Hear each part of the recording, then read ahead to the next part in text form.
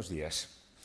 Antes de nada, permítanme que no por cortesía, por otra parte sería obligada, sino como auténtica expresión de emoción y de racionalidad, dé las gracias a quienes han tenido la amabilidad de ofrecerme participar en este acto, y muy particularmente a Sonsoles Castellano.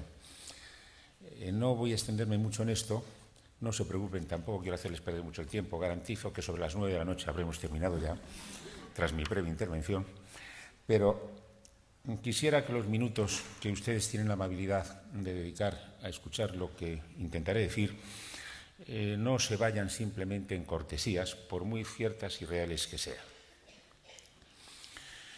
Cuando se me invitó a participar en esta sesión, me apresuré a decir sí. Fue la intuición, fue el sentimiento, no fue la razón la que me impuso a decir sí. Y no fue la razón sencillamente porque no lo pensé, fue automático. Luego me he preguntado que por qué acepté. Por afecto a los organizadores, por interés del tema, todo eso es verdad. Pero debo confesar que acepté probablemente de manera tan espontánea porque se ha dicho que he dedicado muchos años a la docencia, es verdad, ha sido mi vida, sigue siéndolo, ahora ya más en pasado. Ya saben ustedes que cuando en la universidad uno ya no forma parte de tribunales, deja de ser apreciado por sus colegas, si es que no lo fue antes, y eso por otra parte a mí me va muy bien, porque pertenecer a tribunales y ser juzgador no es lo más grato que he hecho en mi vida. Pero lo cierto es que si algo me legitimaba ante mí, yo que soy conmigo mismo muy indulgente, claro, para participar era mi condición de docente y de profesor durante casi 50 años. Luego hay una segunda razón a la que también me voy a referir posteriormente. Esa razón primera es la de mi dedicación a la docencia, porque participar en un congreso donde se habla de educación y de innovación es siempre un reto. Y más cuando se hace en los niveles educacionales a los que los centros que participan y las personas que en ellos están con carácter mayoritario no se han dedicado o no se dedican básicamente a la universidad, que ha sido mi dedicación toda la vida, sino a donde hay que fraguar a los seres humanos en sus aspectos educativos, culturales y convivenciales, que es antes de llegar a la universidad. Durante toda mi vida he predicado, obviamente, en el desierto, que si en este país en el que vivimos hay que hacer esfuerzos en el terreno educativo, hay que hacerlo sobre todo antes de llegar a la universidad. También en la universidad, pero si no cultivamos todo lo anterior, creo que no tendré necesidad de convencerles, de intentarlo siquiera. Todo lo que hagamos después no funcionará.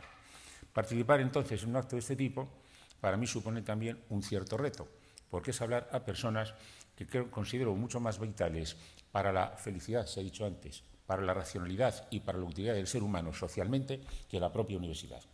Lo digo después de haber estado prácticamente 50 años en ella, y estoy dispuesto a repetirlo si hace falta, naturalmente, delante de todos los rectores de todas las universidades de este país. Claro que hay que dedicar atención a la universidad, pero si nos olvidamos, como tantas veces ha ocurrido, de las fases previas, el fracaso está garantizado. ¿Y por qué? Permítanme una cita de autoridad, no la mía, la de Cicerón. En un momento dado de su vida dijo: porque no basta alcanzar la sabiduría, es preciso usar de ella. Y si eso es así, yo creo que es así, no solo racionalmente, sino porque la experiencia histórica lo demuestra, creo que es evidente que hay que intentar que los procesos formativos y educativos sirvan para que el ciudadano, la mujer y el hombre, que tienen la dicha de poder conocer y formarse, puedan ser socialmente útiles. Lo demás es algo que sin duda tiene importancia, pero en una escala de juicios de valor, desde luego no es para mí lo más importante. Supongo que no tendré que dedicar ni un segundo, permítame que lo cite simplemente más como coordenadas creenciales en el sentido orteguiano que como otra cosa, que supongo, repito, que compartiremos estas dos afirmaciones. No existe un elemento más potente para la potenciación del ser humano y de su desarrollo, para la equidad, la justicia y la libertad, que la educación. Estoy seguro que aquí no hace falta que insista ante ello.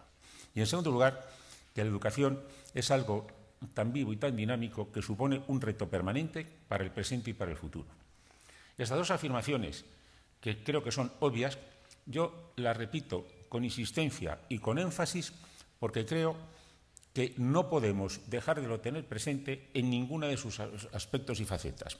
Sobre todo en un país como el nuestro, que cada X meses se despierta con un nuevo informe PISA que pone de manifiesto, de manera, no sé si sádica, masoquista, simplemente real, pero desde luego con ciertos grados de sadomasoquismo por nuestra parte, las grandes deficiencias de nuestros sistemas educativos.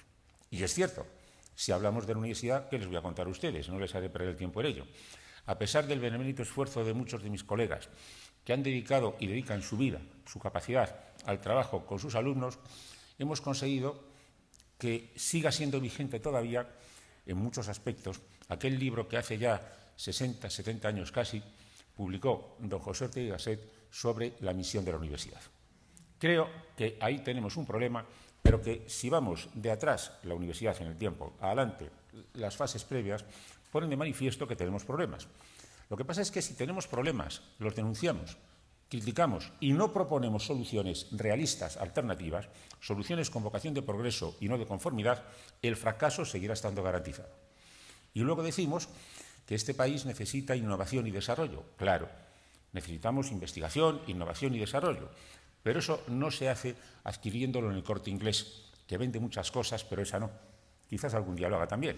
Eso se hace trabajando desde el principio, desde la base, con los niños y siguiendo luego hasta que niñas y niños, mujeres y hombres, madurados, trabajan por sí mismos.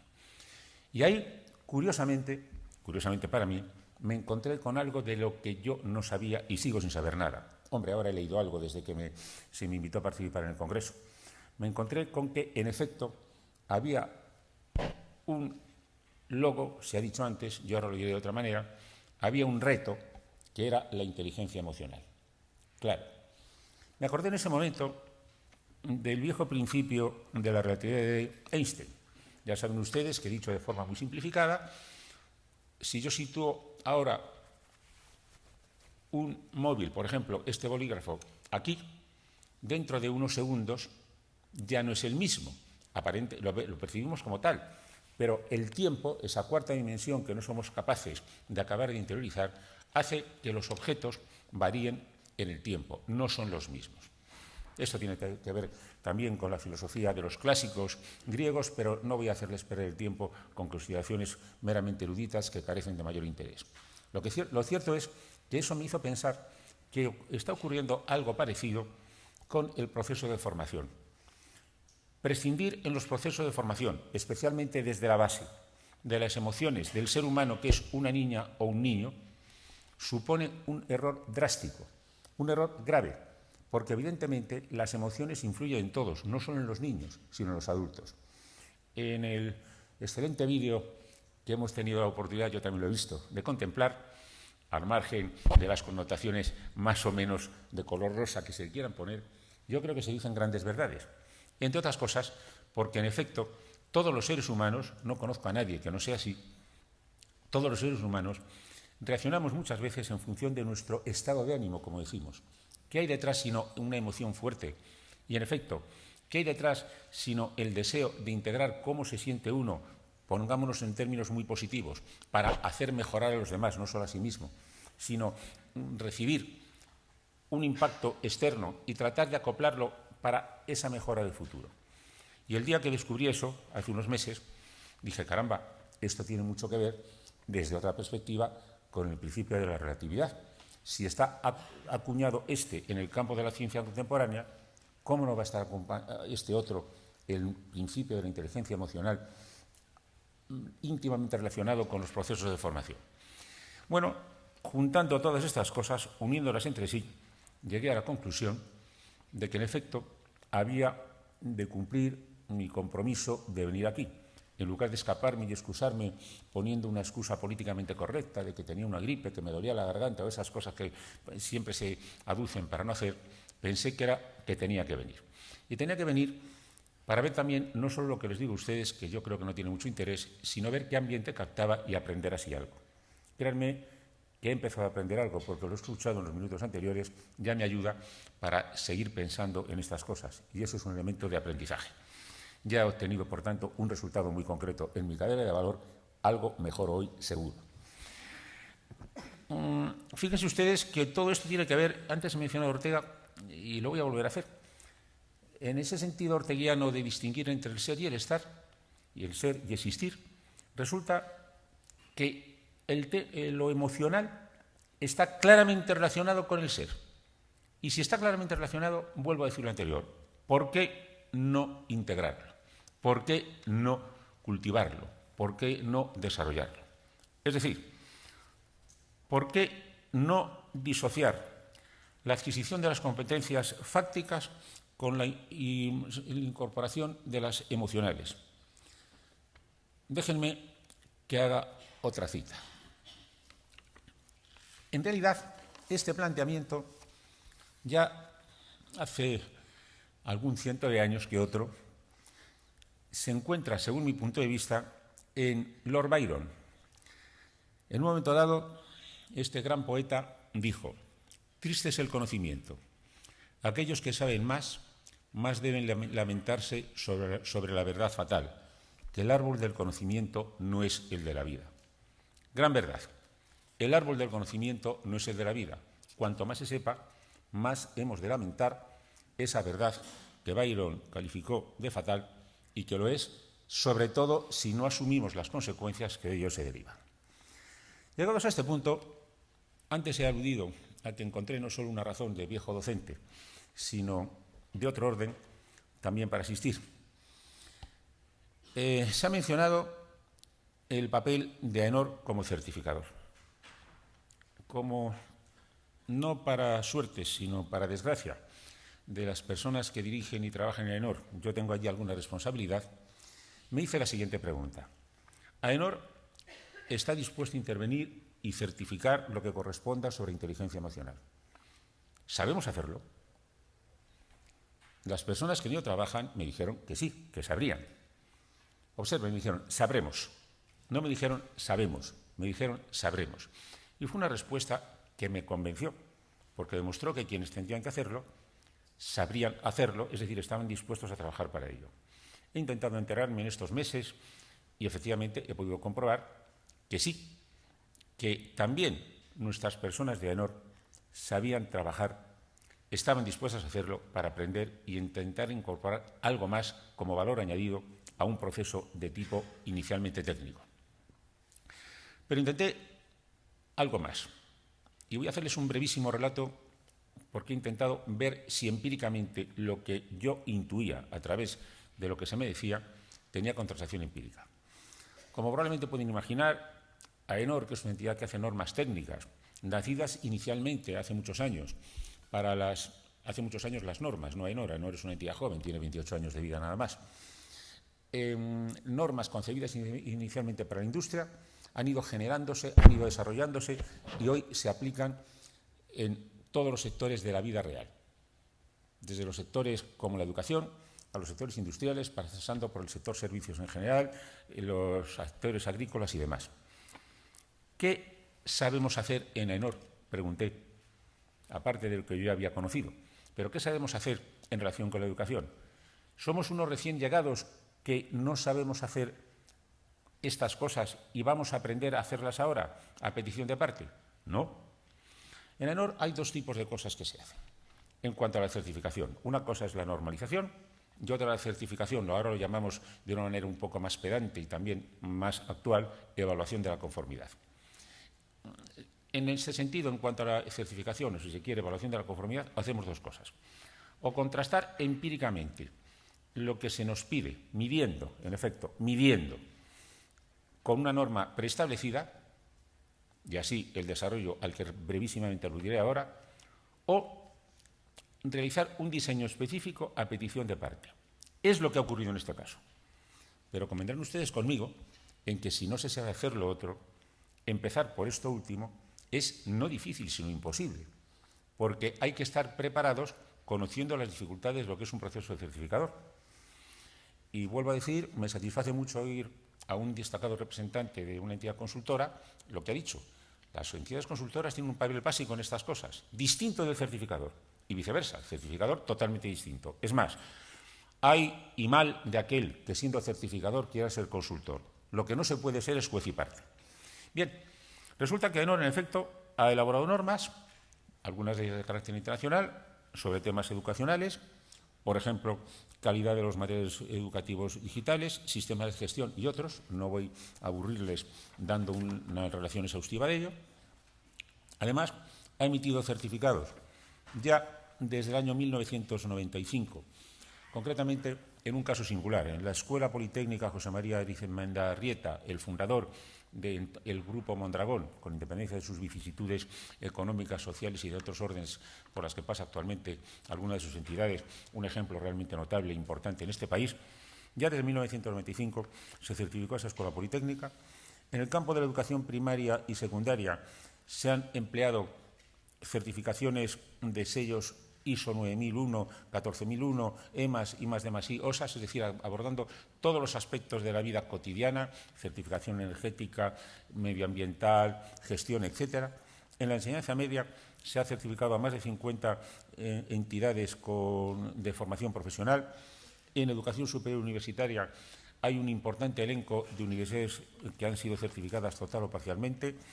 No voy a darles los datos, insisto, no se trata de dar estadísticas, pero sí se trata de constatar que, en efecto, AENOR había trabajado en estas cosas. Y ese día, cuando constaté eso, me quedé muy tranquilo, porque dije, la primera parte sí parece que tenemos garantías. Lo que decimos de que AENOR trata de hacerlo muy seriamente, se hace. Y no lo digo porque yo lo haga, yo no lo hago ni lo sé hacer. Sí digo que los excelentes profesionales que trabajan en ello han sido capaces de trabajar en este terreno. Por tanto, cuando me dijeron que sabríamos hacer lo que se nos encargaba, me quedé convencido de que, en efecto, se podría hacer. Y yo creo que se ha llegado a una conclusión enormemente positiva. El sello I3E, la denominación me parece acertadísima, va a resultar, estoy convencido, de un gran interés, de un extraordinario interés. Va a representar una ayuda, y lo representa ya, para cuidar y mejorar la competencia emocional de las organizaciones. Algo que ha venido considerándose que intangible, de una importancia enorme, que se va a poder medir y que va a poseer unos efectos en el trabajo que realmente serán notables. Es el momento adecuado para abordar esta tarea, no solo desde el punto de vista actitudinal, sino también desde los comportamientos, porque puede ser un referente de enorme utilidad para empresas y organizaciones de toda índole. Y fíjense que digo puede ser, yo estoy convencido que lo es, pero puede ser porque lo será cuando tengamos evidencias empíricas de su utilidad. Además, propicia el encuentro de un puente entre modelos de calidad constatados en las organizaciones y un modelo que busca la mejora de las personas en esas organizaciones. Yo creo que debe manifestarse en este momento mi reconocimiento a la Fundación San Patricio y a todos los que han colaborado en este tipo de actividad, porque están demostrando voluntad de reto para el futuro desde el presente, no remitiéndonos a calendas grecas, sino demostrando, pues eso, que ese pedacito, vuelvo a citar lo que he visto, que cada uno puede hacer, se hace. A lo mejor el conjunto no lo hace, pero el pedacito se puede cultivar. Para los que amamos y hemos vivido por y para la educación, este es un camino que tenemos que recorrer todos con paso firme y con la máxima convicción. La verdad es que, dada la hora que es, creo que ustedes no se merecen que les aburra más tiempo. Voy a terminar, y voy a terminar porque lo básico que había pensado decirles, se lo he dicho. Antes de comenzar, le he dicho a Sonsoles, desmiéntame ella si no es cierto, que puedo hablar más o menos porque, permítanme la expresión coloquial, creo que tengo cuerda para cortar o para ampliar. No voy a utilizar la cuerda para ampliar, porque ustedes merecen mi máximo respeto. Y lo importante ya se les ha dicho. Lo que sí les digo es que quisiera transmitirles una idea que no es mía tampoco. Es una idea de Rabindranath Tagore, porque creo que los planteamientos de esos grandes poetas de la humanidad pueden ayudarnos a hacer sentir las emociones imbricadas, simbiotizada, si me permiten la expresión, con nuestra inteligencia. Dijo Tagore dos cosas que quiero resaltar. La primera, si cerramos las puertas a todos los errores, no pasará la verdad. En este caso ocurre lo mismo. Si somos capaces de cerrar las puertas a las posibles equivocaciones, nunca conseguiremos el acierto. En el caso de la inteligencia emocional, para mí es clarísimo que, respetando la libertad de las personas, podemos encontrar ese camino de progreso y de futuro, a riesgo de que al principio se cometan errores. Y lo segundo, y con ello terminaré. Dijo Tagore literalmente, hablando de los problemas de la cultura. Fíjense ustedes, en el momento en que él vive, con los problemas que tenía su país, la India, los problemas que tenía el mundo y los que sigue teniendo, la trascendencia de lo que voy seguidamente a relatar. Un libro abierto es un cerebro que habla. Cerrado, un amigo que espera. Olvidado, un alma que perdona. Destruido, un corazón que llora. Si eso no es un ejemplo de implicación e implicación entre inteligencia y emoción, me gustaría que alguien me diga algo mejor. Repito, el mérito es de Tagore, mi suerte es el de haberlo encontrado. Agradezco enormemente, nuevamente lo digo, la invitación que se me formuló. Agradezco la atención con que ustedes han tenido la paciencia de escucharme. Les felicito por lo que hacen y les deseo que tengan el éxito que se merecen y que nuestro país, que requiere unos cambios importantes en la actitud y en el comportamiento de los centros y de los educadores, me refiero a los centros en general, obviamente, que requiere, en definitiva, apostar en serio y con rigor por la educación, lo merece. Muchas gracias.